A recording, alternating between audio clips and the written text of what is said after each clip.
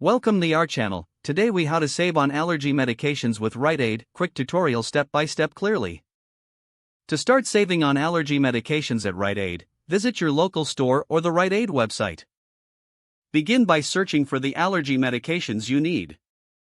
Look for both brand name and generic options to compare prices. Next, check for any current promotions or discounts available on the Rite Aid website. You can also look for weekly ads or coupons in store. If you have a Rite Aid rewards card, make sure you have it ready to use for additional savings. Create an account on the Rite Aid website if you don't already have one. This will allow you to access digital coupons and personalized deals. Once you have selected your allergy medication, add it to your cart if shopping online.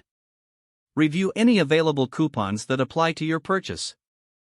If you're visiting the store, scan the aisles for any special signage promoting allergy savings.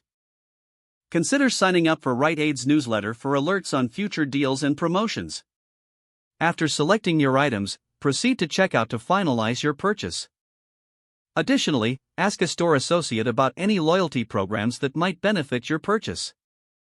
Once you have your medication, be sure to keep track of your receipts. This will help you manage expenses and watch for any potential rebates. Check back regularly for new deals on allergy medications as they can change frequently. By following these steps, you can effectively save on your allergy medications at Rite Aid. If the page does not load, refresh the browser or try again in a private or incognito window. Make sure you are using the correct email address, then retype it carefully to avoid small typos.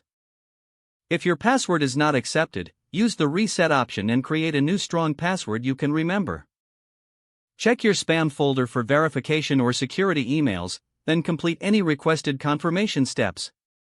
Enable two-factor authentication if available to improve account security and reduce unauthorized access risk.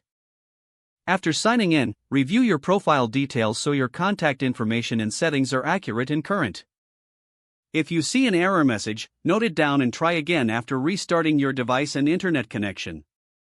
Log out when you finish, especially on shared devices, to keep your account and payment information secure.